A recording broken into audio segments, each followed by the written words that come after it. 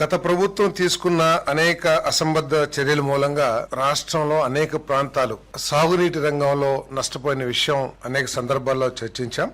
దాంట్లో మరొకటి HNIs project phase 1 రాకెట్ల గ్రామం సమీపంలో అమెద్యాల లిఫ్ట్ ను ప్రారంభించడం, హెచ్ఎన్ఎస్ ప్రాజెక్ట్ 2 ఈ 2 పనులకి ఇప్పుడు పరిపాలన ఆమోదం తెలియజేయడం జరిగింది. ఇదేంటంటే గతంలోనే 2019లో ఎస్ఆర్ కన్స్ట్రక్షన్స్ ఈ పనులు ప్రారంభించలేదనే ఉద్దేశంతో గత ప్రభుత్వం ఆ కాంట్రాక్ట్ ని రద్దు చేయడం జరిగింది. రద్దు చేసిన తర్వాత ఆ పనులు చేపట్టి ఆ ప్రాంతానికి ఉపయోగపడే విధంగా చేసినట్లయితే బాగుండేది. కానీ పూర్తిగా గాలికి వదిలేయటం మూలంగా ఈ రోజు ఆ పనుల్ని మళ్ళీ పునరుద్ధరించాల్సిన అవసరం వచ్చింది. మరి లిఫ్ట్ లేకోకుండా అప్లాండ్ డిస్ట్రిబ్యూటర్ ఆయకట్టు ఏదైతే ఉందో దానికి సాగునీరు అందే పరిస్థితి లేదు. కాబట్టి ఈ లిఫ్ట్ ని అమిదియాల లిఫ్ట్ ని మళ్ళీ పునర్నిర్మాణం చేయాలని చెప్పేసి నిర్ణయించడం జరిగింది. మరి 7/6/2027 ద్వారా మంజూరు చేయబడిన ప్రాజెక్టు యొక్క 3వ సవరించిన పరిపాలన అనుమతి ద్వారా లభించిన మొత్తం నుండి ఈ పనులు చేపట్టబడతాయని చెప్పేసి దానికి ఆమోదం తెలపడం జరిగింది. ప్రకాశం బ్యారేజ్ మరియు దివిసీమ ప్రాంత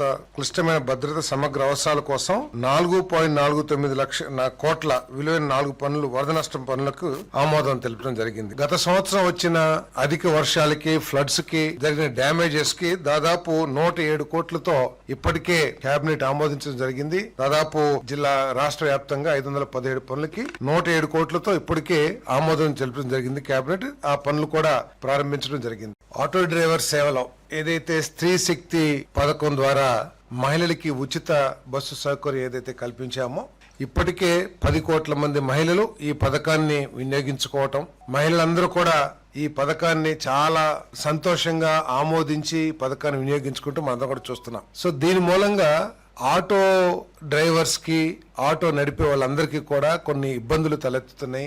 వారికి ఏదైతే వారి ప్రొఫెషన్ ఉందో దానికి ఇబ్బంది పడుతుందని చెప్పేసి కొంతమంది ఆటో డ్రైవర్లు, క్యాబ్ డ్రైవర్స్ వీళ్ళందరూ కూడా ముఖ్యమంత్రి గారికి రిప్రజెంటేషన్ చేయడం ద్వారా మరి ముఖ్యమంత్రి గారు వారి సమస్యని కూడా పరిగణలోకి తీసుకుని ఈ ప్రభుత్వం యొక్క లక్ష్యం సాధ్యమైనంత వరకు ప్రభుత్వం చేసే కార్యక్రమాల ద్వారా ఎవరికి నష్టం కలగకూడదు, ఎవరు ఇబ్బంది పడకూడదు అనే లక్ష్యంతో ఏదైతే ఈ ప్రభుత్వం పనిచేస్తుందో దాంట్లో భాగంగా ముఖ్యమంత్రి గారు ఆటో రిక్షా వాళ్ళకి, డ్రైవర్స్ కి, మోటార్ క్యాబ్ డ్రైవర్స్ కి, మ్యాక్సీ క్యాబ్ డ్రైవర్స్ కి 15,000 రూపాయల ఆర్థిక సాయం అందించడానికి జారీ చేయబడిన ఉత్తర్వులని మంత్రి మండలి ఆమోదించిందని చెప్పేసి మనం చేస్తాను.